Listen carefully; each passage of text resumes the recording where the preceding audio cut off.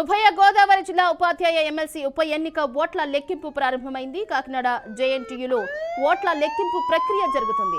ఈ నెల 5న ఈ నియోజకవర్గం పరిధిలోని కాకినాడ, అంబేద్కర్ కోనసీమ, తూర్పు గోదావరి, పశ్చిమ గోదావరి, ఏలూరు, అల్లూరు సీతారామరాజు జిల్లాలో పోలింగ్ నిర్వహించారు. ఇందులో 15,495 మంది ఓటేశారు. పోటీలో గంధం నారాయణరావు, దీపక్ పులుగు, డాక్టర్ నాగేశ్వరరావు కవల, నామాన వెంకటలక్ష్మి, బొర్రా గోపిమూర్తి ఉన్నారు.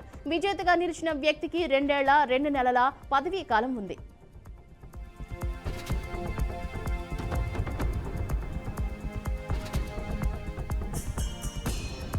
మరోవైపు కౌంటింగ్ కేంద్రం వద్ద 144 సెక్షన్ అమలులో ఉంది.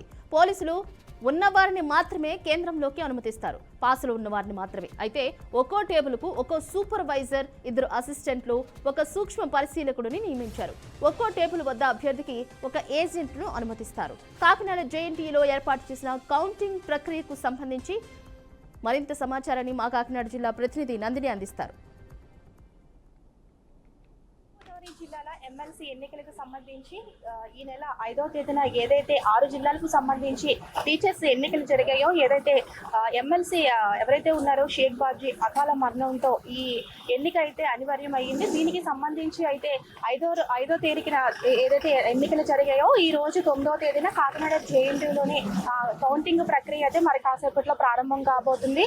మొత్తం చూసుకున్నట్లయితే 6 జిల్లాలకు సంబంధించి దాదాపు 16,737 టీచర్స్ ఓట్లు ఉండగా, దానికి సంబంధించి మొత్తం 15,490 ఓట్లు అయితే పోలయ్యాయని తెలుస్తుంది. దీనికి సంబంధించి ఇప్పటికే ఏదైతే కాకినాడ జేఎన్టీయూలోని భద్రపరిచిన స్ట్రాంగ్ రూమ్ లో అయితే బాక్స్ అయితే ఓపెన్ చేశారు. అయితే ఇప్పుడు బ్యాండిల్స్ కింద కడుతున్నారు. దాదాపుగా 14 టేబుల్ కు సంబంధించి ఒక్కొక్క టేబుల్ కి 1000 చొప్పున అయితే కౌంటింగ్ అయితే ఇస్తారు. అయితే ఇదంతా కూడా, ఈ ప్రక్రియ అంతా కూడా రిటర్నింగ్ అధికారులతో పాటు ఏదైతే పోటీ చేసిన 5 అభ్యర్థులు ఉన్నారో అభ్యర్థుల సమక్షంలో ఇదంతా కూడా జరుగుతుంది. అంటే మధ్యాహ్నం ఓవరాల్ గా ఇది పూర్తయ్యే అవకాశం అయితే ఉంటుంది.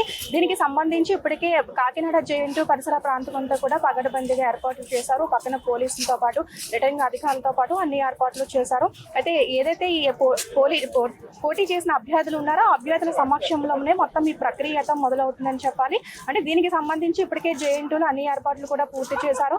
ఏదైతే మొత్తము 14 రౌండ్లు, అంటే దీనికి రౌండ్లు కూడా ఉండవు, ఓన్లీ టేబుల్స్ మాత్రమే. ఒకటే టేబుల్ మొత్తం 14 టేబుల్ సంబంధించి ఒక్కొక్క టేబుల్ కి అయితే 1000 చొప్పున అయితే కౌంటింగ్ అయితే ఇస్తారు.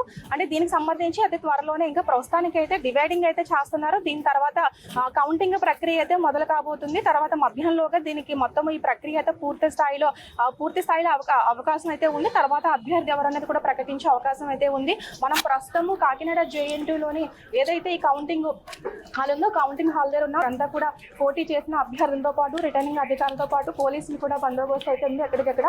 మరి కాసేపట్లో దీనికి సంబంధించి ప్రక్రియ కూడా మొదలు కాబోతుంది. అంటే ప్రస్తుతానికి ఈ ఓట్లు ఏ విధంగా ఇన్వాలిడ్ ఓట్లకు సంబంధించి కావచ్చు, మొత్తానికి ఎన్ని ఓట్లు పోలే దానికి సంబంధించి రౌండ్ టేబుల్స్ 14 టేబుల్స్ కూడా ఏర్పాటు చేశారు.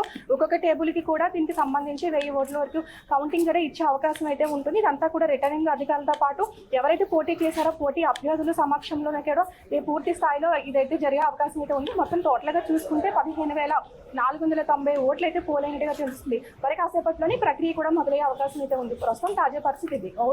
Okay, thank you so much.